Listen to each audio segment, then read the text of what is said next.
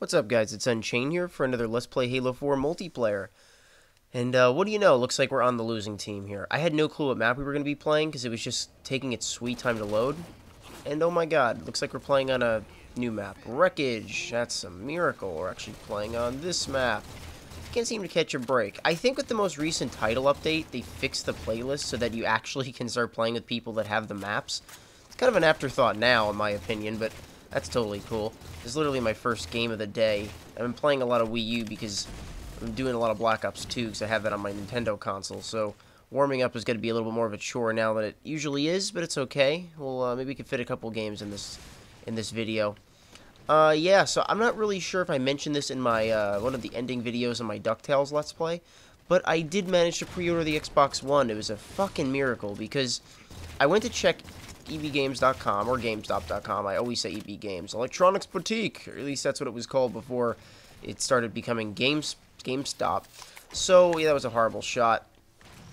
I checked the website because I was going to sell a couple games on eBay. And I was like, yeah, let me see what some of these values are for some of my games that I was going to sell. And then it had that little button on the top right that said pre-order now next to Xbox One. And I was like, oh, well, I thought I got rid of that. Like, what the hell? Like, can I pre-order it? So I went to look, and I realized they were still accepting pre-orders. Well, they started accepting pre-orders again. They stopped for a while, at least 2 or 3 weeks. So I was like, oh, okay, this is awesome. Maybe I can pre-order the console. And then my account wasn't working, and I was having issues signing on. So I was like, okay, I don't know what's going on here. Because I always usually stick with the same, like, maybe 2 or 3 passwords for everything I use. And they're pretty strong passwords. I just tend to not change them up too much so I don't confuse myself. And, oh, nasty gamer, you want to join a party. Well, I'm heading to work in 25 minutes. I'm doing a recording. I am not going to join your party. But it's okay, I'll let him know in text message. I won't ignore him. I'm not being like that. But yeah, so I was like, screw online pre-ordering. I just didn't want to put up with it. So I called the game store, and I know the manager there. It's kind of sad when you're a regular at a game store. But he's like, yeah, dude, I would have called you. I didn't realize you were going to pre-order it. Like, I guess he thought that I didn't like the Xbox that much or something. And I'm like, no, I'm not against Xbox. I was against how shitty their press conference was. But yeah, I went in there, and he's like, yeah, well, before I got there, he said, yeah, you better get here quick, because I don't know how many there are. And that's just stupid. Like, it'd be cool if it was like, okay, we're allocating another 50 units, and beyond 50, you can't accept anymore, because they're not going to get their consoles. But no, what they do to these poor fuckers at the game stores, they just sit there and start giving out pre-orders, like, oh, okay, we're giving out pre-orders again, so you can tell everyone coming in they can pre-order it. And then if they start lining up, you can have one kid that gets it, another kid that doesn't. It's like, oh, not cool, not cool. Yeah, if it wouldn't take like an hour to switch weapons in this game, I would have gotten that second kill. I don't understand why it takes so long. It's stupid. But yeah, maybe for the next match I'll actually have some aim. But I'm mostly just trying to get the word out. But yeah, I did pre-order the Xbox One. I was happy about that. I was like, yeah, I finally pre-ordered it. Now I can look forward to games again. So I've been getting into Dead Rising 2 a little bit more each day, because I'm getting myself like pumped up for Dead Rising 3. I didn't pre-order it, though, and I also didn't pre-order Rise, because I look at it like, it's a friggin' game. You can get a game anywhere. The consoles are where it gets tough to find.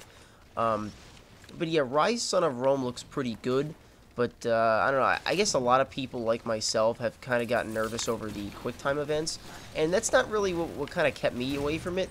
I was just kind of, you know, thinking it was kind of an average-looking game. I was like, yeah, there's really nothing special about this. It just, you know, God of War looked better on the PlayStation, and Bayonetta just looks better on the Xbox. It doesn't have that, I guess, that special appeal that a next-gen game should have. I mean, I was looking at some of the launch games for the Xbox 360 and PS3, and I have to be honest, they were much better. Like, for the PS3, you had Resistance Fallen Man, you had Ratchet and Clank, you had a couple of racing games that I can't think of. For the Xbox, you had Perfect Dark Zero, you had Cameo Elements of Power, Condemned Criminal Origins apparently was a launch game. I thought that was more of a launch window title. But God, those games alone would be worth buying a game console. But this generation, there's really not too many games that would honestly scream like, buy this console to play me. And there's really not much. I'm a huge Dead Rising fan, but keep in mind, it's a sequel. Like, what makes a console launch successful? To me, it means new IPs and really heavy-hitting games, especially multiplayer games, games that you can enjoy with your friends. And I just don't feel like this generation really has that. Like, I only pre-ordered Call of Duty Ghost, and the only reason I did that was because apparently you get a free map or something when you go to pick up the game. And it's like, oh man, am I really picking up a $500 console just to get a fucking port, let alone Call of Duty, a game that comes out every single year? I don't know. I mean, I'm probably going to end up... My three big games for the Xbox One, with the assumption they all turn out okay, is Call of Duty Ghosts, Rise, and Dead Rising 3. My prediction, it's been like this for months, my prediction is that this Call of Duty game is probably going to be the lowest rated game out of all of them so far. Not because it's bad, but because I feel like it's not going to survive the... Well, it'll survive the console jump, but I don't feel like it's going to have enough of a difference to dignify buying it on a next-gen console. Like, if somebody has an Xbox 360 and they're playing Call of Duty Ghosts, and they're like, man, I really would love to see what this looks like in the Xbox One, it's not going to look that much different. I really don't think it will. Not to say it's going to get like a 7 or something, but I just think like the highest it'll get is an 8.5. I don't think it'll make it to the 9s. I'm thinking between 8 and 8.5. But it's Call of Duty. I think GameSpot, I always screw that up, GameStop the store and GameSpot the website. I think GameSpot is going to hit it a lot harder than IGN does. Because GameSpot usually slowly starts to decline their ratings, and they always have lower review scores than IGN. But I like that, because I like when a company sits there and says, I'm not going to give you a good score just because you're a big name or a big brand. Like, I'm going to give you a good score if you deserve it. You know, GameSpot is pretty, actually, overly criticizing with certain games. Like, they're not very fair. Like, they gave Luigi's Mansion Dark Moon on the Vita, or not the Vita, the 3DS. I'm pretty sure they gave it like a 6 or something. And I'm like, what? That game doesn't deserve a 6. That deserves at least an 8 to an 8.5. That was an awesome game. They seem to hate Nintendo. They don't really like a lot of Nintendo's games. And I think it's because half the editing crew just believes that Nintendo has no idea how to break their usual patterns. Which, it's true. Nintendo generally does have, like, maybe 5 or 6 games, and they usually put out maybe 3 or 4 of them each time they have a new console. Like, for example, every console usually has, like, 2 or 3 Zelda games, 1 Mario Kart, 1 Super Smash Brothers, 1 or 2 renditions of, like, a Mario World or a side-scrolling Mario Brothers game. It's almost like a Nintendo console doesn't last long enough to create new ideas, and they just constantly make the same kind of things. And it sucks, because Nintendo is a great console. I grew up playing Nintendo consoles and Nintendo games, and it's disappointing that, like, certain franchises like Banjo-Kazooie and Star Fox, they've all kind of, you know, hidden themselves into shadow, and it just bites. There was a couple of Star Fox games. Star Fox Adventures I actually really liked. Not too many people liked that one. That to me was like a Star Fox rendition of like a Zelda game. It was cool. I liked it. It was different. It wasn't the best, and after I watched a Let's Play of it, you know, years later, I realized that the combat wasn't as good as I remembered. But the fact of the matter is, it was different. It was a new idea, and I enjoyed it. They had one thing for the GameCube, I think it was called like Star Fox Adventures 2 or something, and it wasn't that good. It was nowhere near as good as the N64 version. And let's face it, I think I mentioned this in one of my DuckTales Let's Plays. Things that worked back then... Oh shit, I didn't realize the other guy somehow got out? What? Or maybe he came from the rock or something, I don't know. Wasn't paying attention. One thing I mentioned is things that worked back then don't work now. Well, they don't all work now. Some of the core ideas still work, but it's not as, I guess, exciting and fresh these days, because things have been overdone so much. One of the, I guess, the most recent trends of gaming is, well, not really more of a trend, it's more of a shitty habit by lazy-ass developers. Every time a developer comes up with a new IP that works and is highly successful and or profitable, when I say successful, I mean a shitload of people buy it and they make a lot of money off it, then they tend to just make sequel after sequel after sequel until it just gets like, dried out. Like, a lot of game companies just seem to milk their games until there's nothing left to milk. And then then they go out of business and they just go bankrupt. Like, a lot of game companies go bankrupt these days. Like, THQ went bankrupt pretty recently. And this is just a bunch of other ones that I know of. And it's sad for like THQ to go bankrupt, because I know they made, I think it was Red Faction or something. They made all the Red Faction games. THQ, and that was one of the first-person shooters I've ever played, and I was so upset. I was like, why the fuck did they go bankrupt? I think Darksiders 2 is like the last game they made money off of, and then that was it. But yeah, game companies I don't think are very stable. That's kind of why I'd be nervous to go into the gaming industry. I just don't feel like it would last long enough to justify it, you know, saying it's a steady job. Move, you faggot. There we go. What?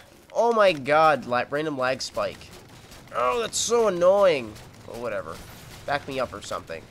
Well, in his defense, he did fire a rocket, and it did not seem to do anything to the guy he shot it at. Whatever. Just kill me, I can't do anything. But yeah, it's disappointing. What the hell? How did he kill me from there? Well, he was probably over by the, that cave where that sniper usually is. And no, I'm not driving you. I don't use vehicles in Halo.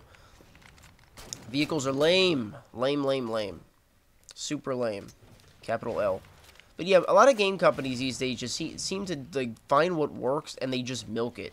And that's disappointing because it doesn't give much room for new IPs or new ideas. That's why for this next console generation, I really hope there's going to be some new ideas. And that's why, like, when the new consoles are coming out, I just don't feel like there's enough games to justify purchasing either of them. For the PS4, you have Killzone 4. It looks amazing, and I can't wait to play it. But I don't want to say it's a port. It's not a port. It's a sequel. Technically, it could probably run on the PS3, so it's really not like, you know, something that only the PS4 can justify. You know, I don't believe that. But Killzone is a sequel. Knack is a new IP, so I did look a little bit more into Knack because I have been bitching about, you know, wanting some new IPs, so I would like to check out Knack. That would be really cool. It looks good. It looks like a pretty good platformer with some good combat, so I'm excited to check that one out. Trying to think off the top of my head. Infamous Second Son. That's technically Infamous 3. That's another sequel. Let's see. One IP that I really would like on the Xbox One was Quantum Break, but I've seen nothing on it. For all I know, it's going to suck balls. That game wasn't ready. Most of the new IPs for this generation weren't ready, and that's what's disappointing. We didn't even get to see them. I would have loved to have some new IPs at launch, like Titanfall, for example. Granted, it looks like Call of Duty with mechs. I heard it's not like that. You know, a lot of the editors, like, you know, IGN editors, they've been blown away by it, and I can't wait to see it and play it for myself. But honestly, I would much rather get that at launch and play that than play, like, Dead Rising 3, even if it turns out really well. I just want to play some new games for this generation. I want to be, like, blown away. And I hope Rise does well, because I feel like that could be one of the games that kind of does it for me. Like, one of the games that kind of breaks open this console generation with, you know, really amazing physics or facial models or good gameplay. I mean, this generation is probably the most subtle, I guess, jump that I've ever experienced before. Because when we went from that was a pretty good rocket right there. I managed to get him. When we went from the Xbox to the Xbox 360 and the PS2 to PS3, I felt like there was such a huge jump in technology. We went from pixelated 3D animations to, like, movie sequence-esque type of gameplay. We had, like, advanced matchmaking, a whole new dashboard for both consoles. And it was just a huge jump, and it just felt so fresh. Like, man, this is new. This is so good. I can't wait to play this stuff. And now it's like we're moving on to the PS4 and the Xbox One. It's like you almost need to, like, look for the changes. Like, oh, what changed here? Like, what's better about this? Like, okay, it's got better computational power and graphical fidelity, but what does that mean for my gameplay? What does that mean for matchmaking? What does that mean for my overall online experience? So I need those questions to be answered. I don't necessarily need them to be answered to justify a purchase. I'm still going to buy the consoles, but it would be nice, I guess, if you buy something that expensive to feel like, you know, you're getting some great, you know, gameplay experiences off of it. So we're going to see. There's only so much I really can say about any of this because I haven't fucking played any of the next-gen games yet, unless you consider the Wii U next-gen, which kind of isn't. But regardless, I will be getting the Xbox One. The predictions are November 5th is when it's going to be releasing. Reason being, people are thinking it's going to be launching with COD, which would make perfect sense, because apparently Activision and Microsoft like to rub elbows or some shit. So apparently, you know, it's going to be releasing the first week of November. I mean, I knew right off the bat when Sony announced their release date for the PS4, then it was going to be in Microsoft's ballpark. Like, okay, now we know when they're launching. Let's figure out when we're going to launch. It would make perfect sense for them to do it November 5th. Honestly, that would be great, because less time we have to wait, because it's already a painful wait as it is for these consoles, because there's games to play, don't get me wrong. There's plenty of games to keep me occupied until the next-gen consoles come out. But I do not want to spend any money on these games, because I'm going to have to owe like $1,000 bucks. But luckily, I just had my third and final interview last Friday. So hopefully that went well, because I really want the damn job. I don't want to work, but I do want these damn game consoles. So technically that kind of means I want to work. I want to work so I can pay for them. Yeah, take it. I was ready for that one.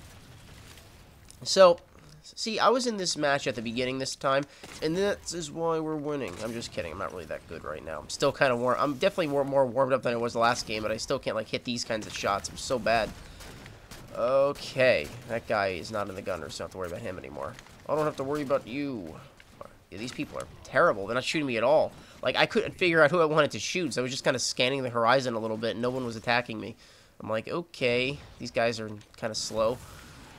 Yeah, I actually got to leave for work in 15 minutes, but I figured I would do this recording, and then when I get home, I'll upload it. So I figured I can talk to you guys about my life experiences with interviewing. Actually, it was not so bad. They really put me through the ringer, too. It's only a temporary position. It's like a 6 to 12 month position. And it's just crazy, like, how much they'll interview people. Like, apparently they had, like, 50 applicants. They interviewed 30, and they made it to the top 3. And luckily, I was the third and final one that they interviewed with. So hopefully I left a good, lasting impression, because I really want this job so I can get both of these consoles on day one. Because even if I decide, like, okay, you know, I can't get both consoles, I choose the Xbox. 2 weeks later, or a week and a half later when the PS4 comes out, it's going to be kind of hard to just not pick it up. But we'll see. The Xbox seems like it's going to come out the first week in November, so hopefully it will, and that is when I'll be picking it up. But yeah, now we get to stare at this moon. I don't know why it does this sometimes. It's like the game fails to load the menu. But anyway, thanks for watching, guys. I'll tune in for another video. I'm not sure what I'm going to be doing. Maybe another Big Team Infinity Slayer, or maybe Capture the Flag. If you have any requests, please hit me up, and stay tuned for another video.